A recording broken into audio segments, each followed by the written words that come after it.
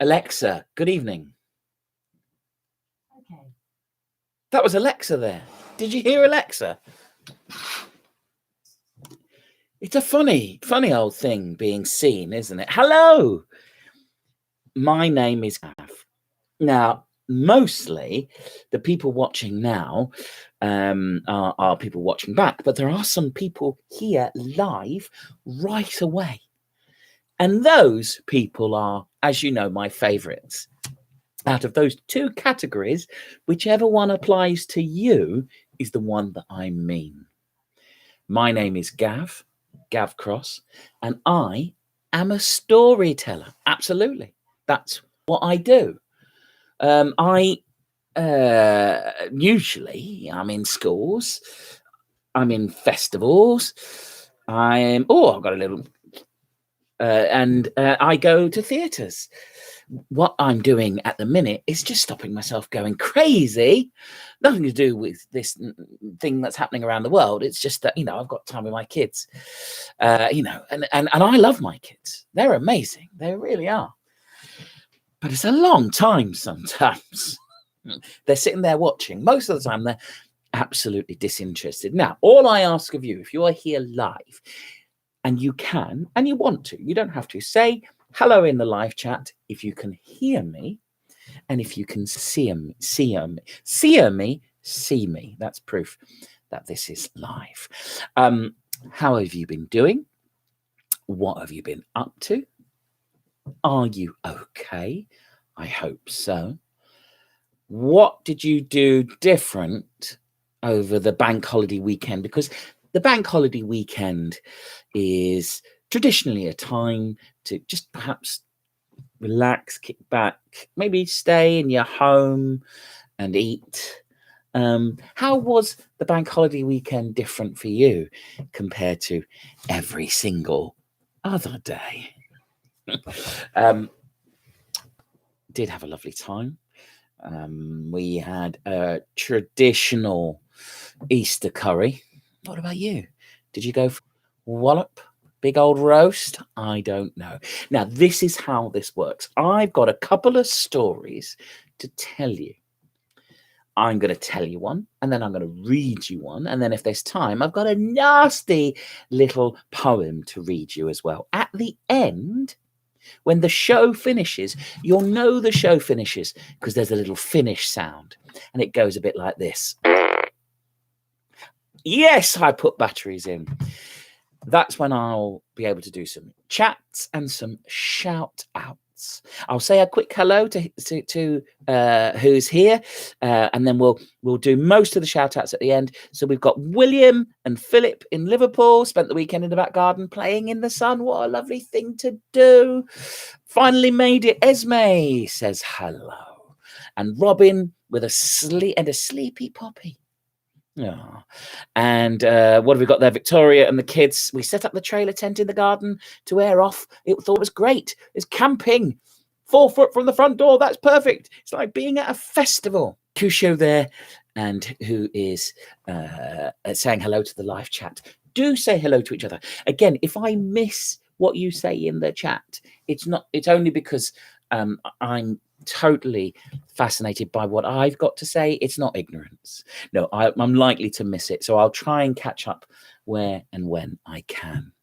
Now, for those of you who haven't been before, where have you been? Where have you been? This is number 7, and there's a whole load of shows on the YouTubes before this one in the playlist that you can catch up with. Some of my favorite stories that I tell, I'm having to adapt them. Normally I've got people opposite me and with me, and I get them involved, and it's very interactive.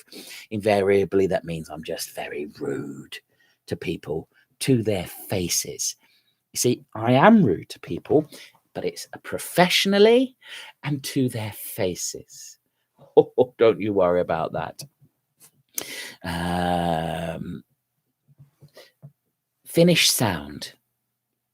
I don't know what that means. I don't know what that means. Oh, watched a movie called Dear Dumb Diary. Was it good? Would you recommend that? What did I watch this weekend? I very much enjoyed yesterday. So we'll have these chats. We'll catch up with you at the end.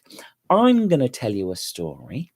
Then I'm going to read you a story, and then I've got a poem. Now, the stories that I tell invariably are traditional tales with a bit of a twist.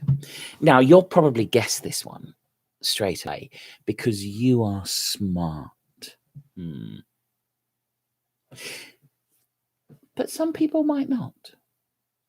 Some people might not. So don't necessarily, I mean, you'll get this one. This is very quickly. But again, what I like to do, I think you can do this. It's a really top tip.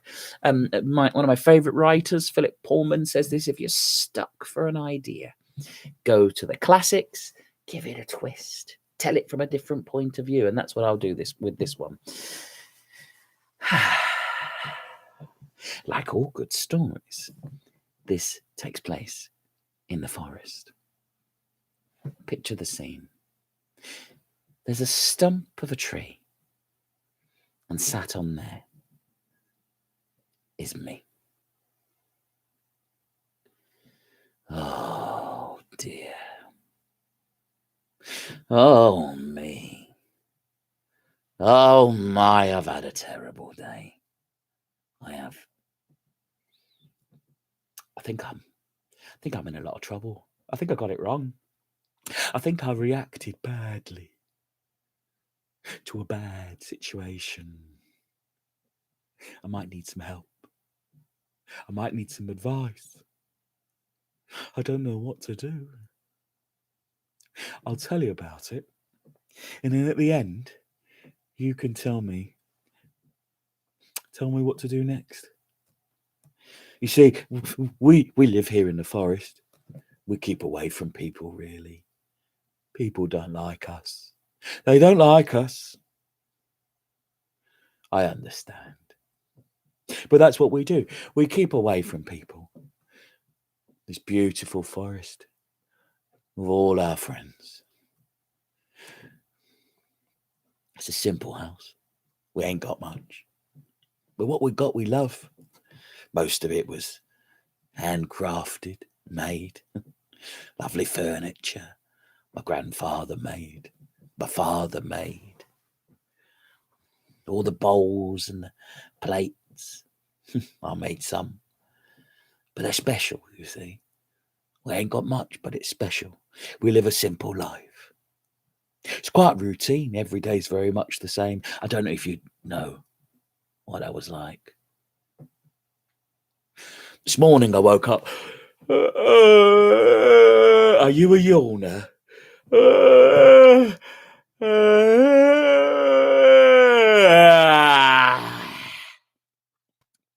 a big yawner.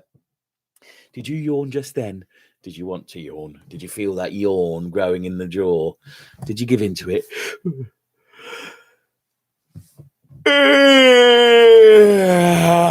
I woke up this morning and I went downstairs. And I sat on one of the lovely chairs that we have for the three of us. My grandfather made them himself, scratched them out.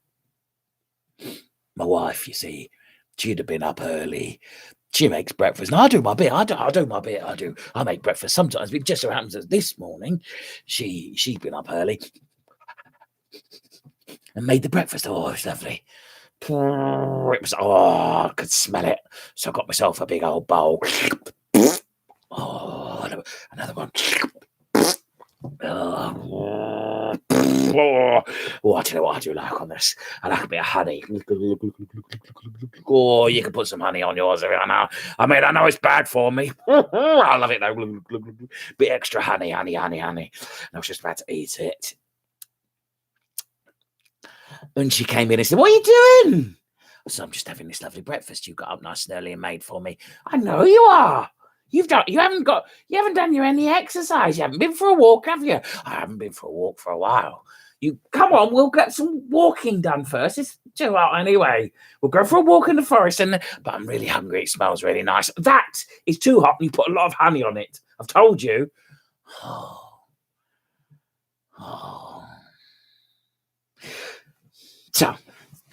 got the bowl and I got the honey. I put it back on the table and we went, my wife and I, my lovely little baby, we went for a walk in the forest. Oh, it's lovely. Oh, it was really nice. All the tweetering and the twittering. A few trolls, but you know, it's got not as nice as it used to be. Went for a walk, went for a stroll, saw our mates in the forest. Those 3 pigs just moved in. Nasty bunch. Oh, look, there's the wolf. There's the wolf going over to see them. Oh, he's got a lovely big smile on. That's how he smiles. Unfortunate, really. And after a while, we went back home. And that's when I saw it. It's a simple little house. We've got a door that closes. And I closed that door. And that door was open. I told my wife and I told my little baby, you wait there. I'm going to go in. So I went in. On the floor. It's a little hand-carved wooden chair that my grandfather made for my dad when he was a baby. My dad sat in that chair. And when I was a baby, I was little once. I sat in that chair. And now my baby sits in that chair and no more. No more. It's all smashed up and broken on the floor. Can't believe it. Someone's been in the house. Someone has broken into my house. They've eaten a breakfast. Just a spoonful, but I can tell. I can tell my breakfast has been disturbed. I knew exactly how much was in there, and that they've eaten some of my wife's as well. I can tell. I can tell. Oh yes, Ken Campbell. And I picked up my darling little baby's bowl. It's all gone. It's all empty. Someone's come in. Someone has violated our home. Someone has smashed up an antique chair. An heirloom, not worth anything. You know, it'd be a tenner on Antiques Roadshow, but priceless to us. And they're still here. The arrogance of it, the presumption, the privilege. Someone walk into anybody's house, smash it up, eat their food, go upstairs and go to sleep. So that's what I did. I went up the stairs. And there was the burglar and the thief in my little baby's cot. And that's what broke my heart, you see. That's what broke my heart, that they would have the arrogance, not only just to break into my house and smash up our stuff and eat our food and get into my baby's bed. I was scared. I didn't know they were, did I? So I got one little claw, just a little sharp one. And I just tapped them on the shoulder.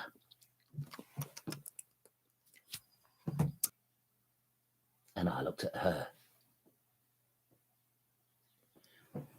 And she looked at me. And I looked at her.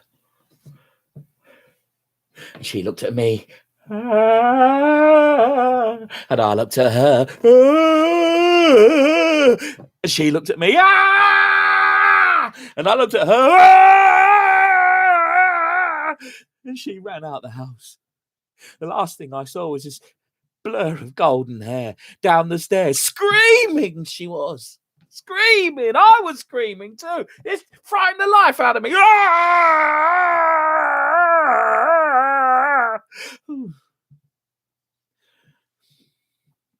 that was my day. And I don't know what to do. I know she's a burglar, but I frightened her, obviously, and she's a human, and I'm just a bear. Humans don't like bears. That's why we have to hide. There's not many of us left. And I don't know what to do next. I think many of you might know my story, but I've never known how to properly end it. What should happen to that girl? First of all, I don't know her name. If you do, you could tell me. You could type her name in. And maybe right now, here, definitively, we could come up with an ending for this story. Do you know who it is? Do you know who it was? Goldilocks. Goldilocks, the daughter of Mr. and Mrs. Locks from the other side of the forest in the village. I know Mr. and Mrs. Locks. They're good people. They're nice people. Ash has come back and confirmed it. Goldilocks, Mr. and Mrs. Locks will be devastated that their daughter is a burglar. That their daughter is a violent burglar that smashes up furniture. That their daughter is a violent burglar and a thief that steals simple bears' food. That their daughter is a violent burglar and a thief and has such a degree of arrogance that they'll just go and help themselves to their stranger's bed. What do I do next? Right. If this has happened to you, take your time, recover, imagine it, type it in. What do you think that I should do? Bear in mind, if I go anywhere near that human village, there'll be trouble. Go on, let me know what you think. I don't know what I would do, really. It's a lot of thinking, and I don't think I've got that much thinking left in me.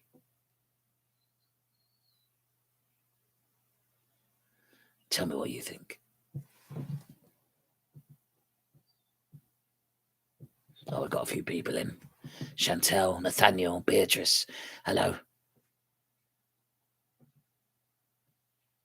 Oh, has there been some connection problems? I'm sorry if there has been. Me, my instinct. I fought my instinct. A great big paw of claws. No, I didn't do it. I did scream. I did shout. And once again, let's have a look. Ethan says he thinks he doesn't. I don't have a brain, or you don't have a brain, Ethan. Break into every house in the village and blame Goldilocks. So revenge. Go out and commit similar acts of criminal damage in the name of revenge. Oh, that's Emily. That's quite a powerful anger in you. I understand that. I'm not sure that's in me. That's one solution. What do you think? What else? What else could I do? A couple more solutions. What's next? All I know is I'm going to go in there. I'm going to try and fix that chair. I'll make some breakfast. I shall console my wife and my baby. I shall tidy those beds. I shall make up for the terrible, terrible situation.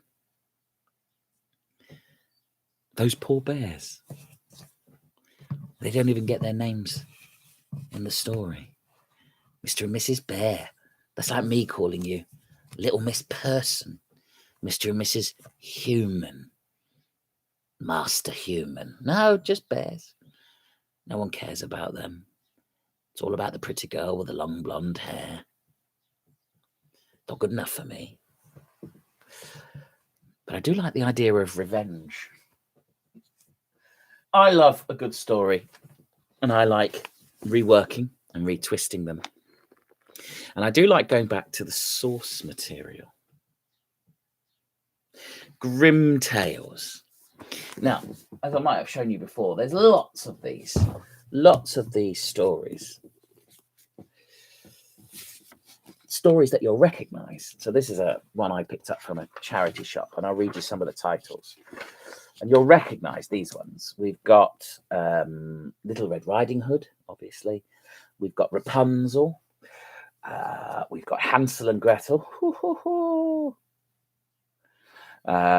We've got Tom Thumb, not so popular, but still known. We've got Snow White. But there are also lots of stories that have been forgotten. There's about 50 in here. And there's a reason, perhaps, that they've been forgotten. We've still got some solutions coming through. Grace and James in Carlisle post what happened on Facebook. Goldilocks needs to be shown for what she is. Yes, she does. So we should get a Facebook revenge tribe to go round. Yes, that's one thing to do. I'm going to read you a story from the Grimm's fairy tales, and these are translated by Philip Pullman. And this one is unrelentingly. Let's see what you think afterwards.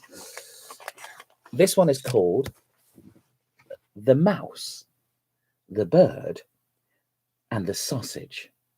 And remember, these stories were all designed for children. A mouse, a bird, and a sausage decided to set up home together. For a long time, they carried on happily, living within their means and even managing to save a little. That seems important. Wow. The bird's job was to go into the forest every day and bring back wood for the fire. The mouse had to get water from the well, make fire, and lay the table. And the sausage did the cooking. Do you have jobs? Jobs that you need to do? Have you done your jobs today? But we're never content with living well if we think we can live better. One day, as the bird was in the forest, he met another bird and boasted about his pleasant way of life. The other bird only called him a poor dupe. What do you mean? Oh, who's doing the lion's share of the work? You are. You have to fly back and forth carrying heavy bits of wood while the other two take it easy. They're taking advantage of you. Make no mistake about that. The bird thought about it. It was true that after the mouse had lit the fire and carried the water in, she usually went to her little room and had a snooze before getting up in time to lay the table. The sausage stayed by the pot most of the time, keeping an eye on the vegetables, and from time to time he'd slither through the water to give it a bit of flavouring. If it needed seasoning, he'd swim a bit more slowly. That was more or less all he did. When the bird came home with the wood, they'd stack it neatly by the fire, sit down to eat, and then sleep soundly till the next day. That was how they lived, and a fine way of life it was. However, the bird couldn't help thinking about what the other bird had said, and the next day he refused to go and gather wood. I've been your slave long enough, he declared. You must have taken me for a fool. It's high time we tried a better arrangement. But this works so well, said the mouse. Well, you would say that, wouldn't you? Besides, said, this suits our different talents. Only because you've never tried it any other way? The mouse and the sausage argued, but the bird would not be denied. Finally, they gave in and drew lots, and the job of gathering wood fell to the sausage, of cooking to the mouse, and of fetching water and making the fire to the bird. What happened? After the sausage went out to gather some wood, the bird lit the fire and the mouse put the saucepan on the stove. Then they waited for the sausage to come back with the first load of wood, but he'd been gone so long they began to worry about him. So the bird went out to see if he was all right. Not far from the house, he came across a dog, licking his lips. You haven't seen a sausage, have you? Yeah. I just ate him. Oh, delicious. What do you mean? You can't do that. That's appalling. I'll have you up against the law. It was fair game. There's no sausage season that I know of. It's certainly not fair game. He was innocently going about his business. That is outright murder. Well, that's where you're wrong, chum. He was carrying the forged papers, and that's a capital crime. Forged papers? I've never heard such nonsense. Where are they? Where's your proof? I ate them too. There was nothing the bird could do. In a fight between a dog and a bird, there's only one winner, and it isn't the bird. He turned back home and told the mouse what had happened. Eaten, she said. Oh, that's dreadful. Oh, I miss him terribly. He's very sad, but we'll have to do our best without him, said the bird. The bird laid the I know what's coming, and I'm still alone. The bird laid the table, Well, me laughing is more about me than this story. This is a very sad story.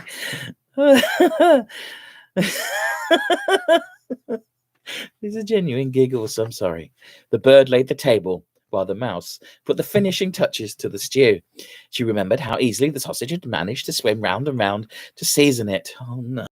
And thought she could do the same. Oh, no. So she clambered onto the saucepan handle and launched herself in. But either it was too hot and she suffocated, or she couldn't swim and drowned.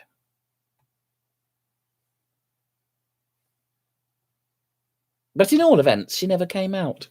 When the bird saw the vegetable stew coming to the boil with a dead mouse in it, he panicked. He was making up the fire at the time, and in his shock and alarm, he scattered the burning logs all over the place, and he set fire to the house. He raced to the well to get some water to put it out, but got his foot caught in the rope. And when the bucket plunged down the well, down he went with it. So that was the end of him and the mouse and the sausage. Well, I've got no idea why that little Grimm fairy tale isn't more widely read to children all over the place. Straight away, it went fun to horrible. You're right. You're absolutely right. But is it any less horrible than this? Hansel and Gretel. A little story for children.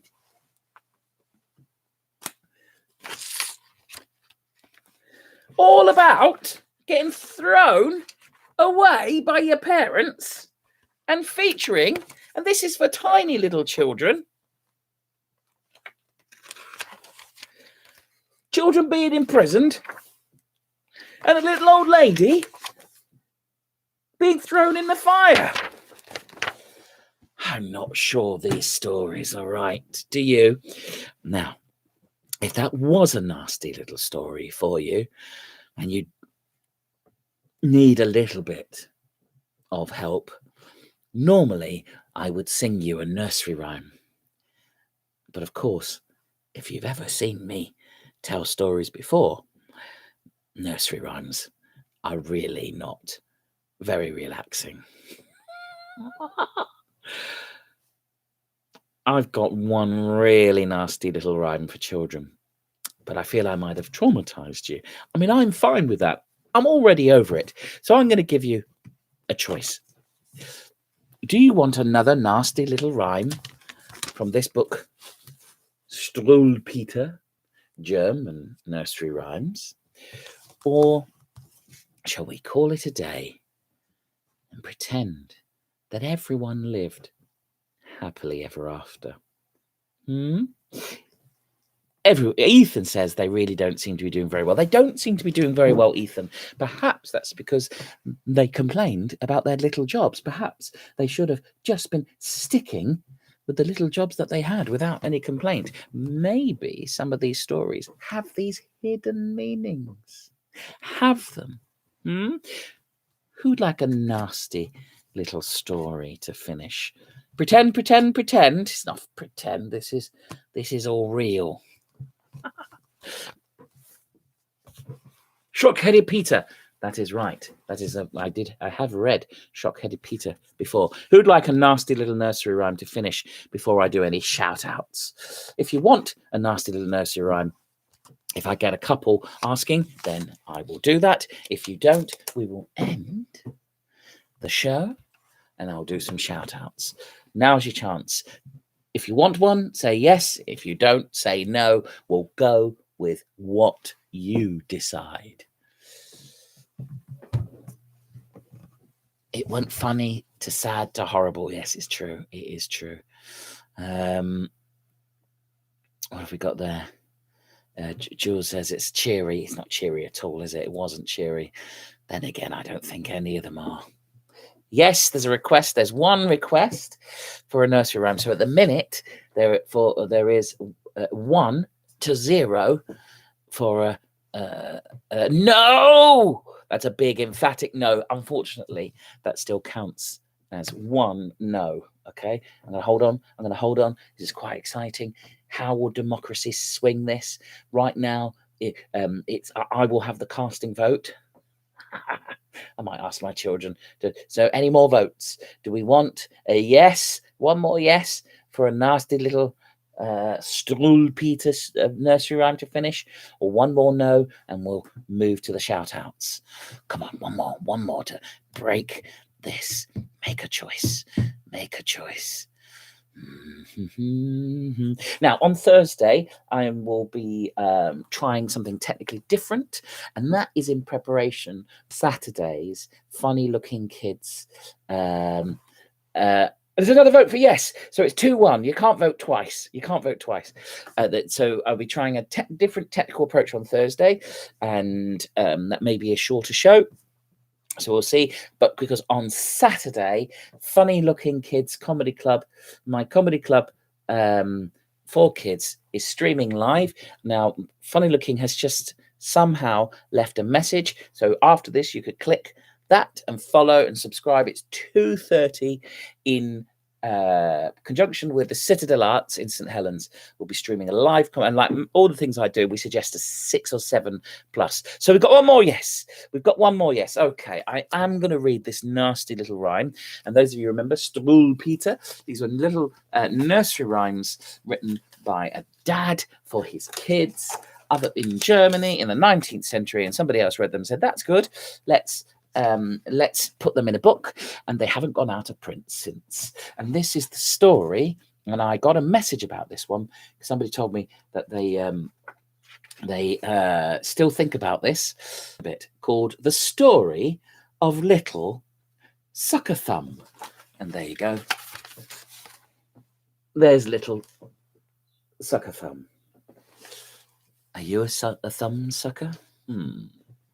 One day, Mama said, Conrad dear, I must go out and leave you here. But mind now, Conrad, what I say, don't suck your thumb while I'm away. The great tall tailor always comes to little boys that suck their thumbs. And ere they dream what he's about, he takes his great sharp scissors out and cuts their thumbs clean off, and then, you know, they never grow again. Mama had scarcely turned her back. The thumb was in. Alack, alack. The door flew open, in he ran, the great long red-legged scissor man. Oh, children, see! The tailor's come. Don't look at that. Don't look at that. Snip, snap, snip. The says. Oh, children, see. The tailor's come and caught out little sucker thumb. Snip, snap, snip. The scissors go, and Conrad cries out, "Oh, oh, oh!" Snip, snap, snip. They go so fast. Then both his thumbs are off at last. Mama comes home.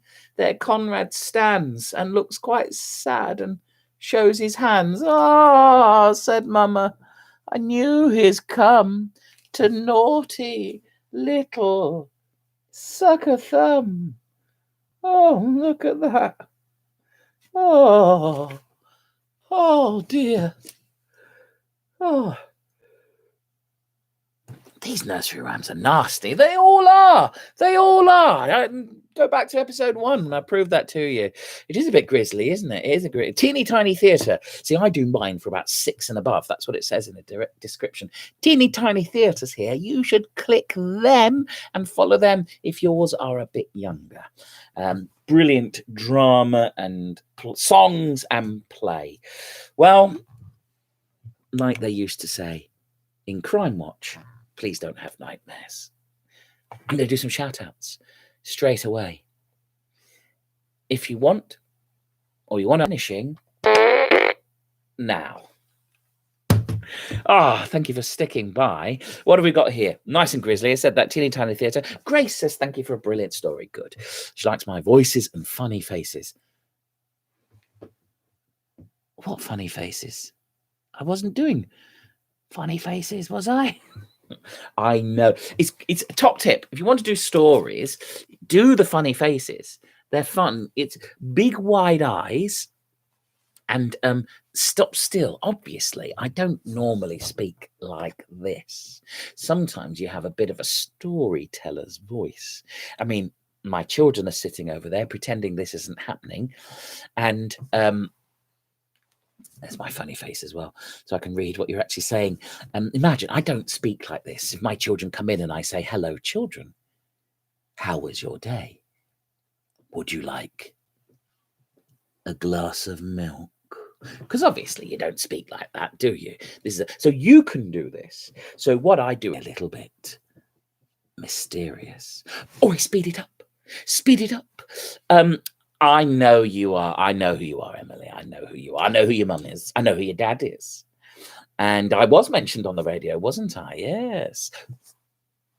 And Beatrice and Nathaniel also laughing at the funny faces too. Funny faces? What are your funny faces? If you were going to do the face of the bird,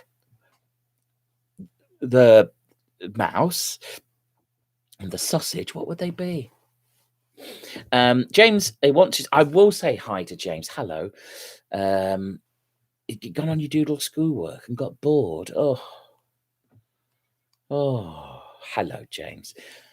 Tell me what's so boring about your schoolwork? I'm sure you can find an exciting way to do it. Do you know how I find doing schoolwork more exciting? Is teaching someone else. Teach someone else. Have you got funny faces? Tell me if you've got a big funny face. Any more shout outs? So I'm back on Thursday at 3 p.m. with another one of these. All of my shows are still on YouTube. You can click those back. Teeny Tiny Theatre in Liverpool is there. Click and follow them and funny looking live comedy club on Saturday at 2:30 p.m. It's free, and if you don't like it, you get your money back. Love hearing from you. Thank you if you click like or share or anything like that. Recommendations, they all really help. This for me is a nice way to spend the time, spend the day. It's about me keeping enjoying telling and sharing stories for you. And if there's a particular story that you'd like me to tell or retell, get in contact and let me know. I think that's enough for this afternoon, don't you? Take care, everybody. I don't do nice stories. Perhaps I should try harder to find them. Bye. Oh, that wasn't a special effect. See you soon. Thank you very much. Bye-bye.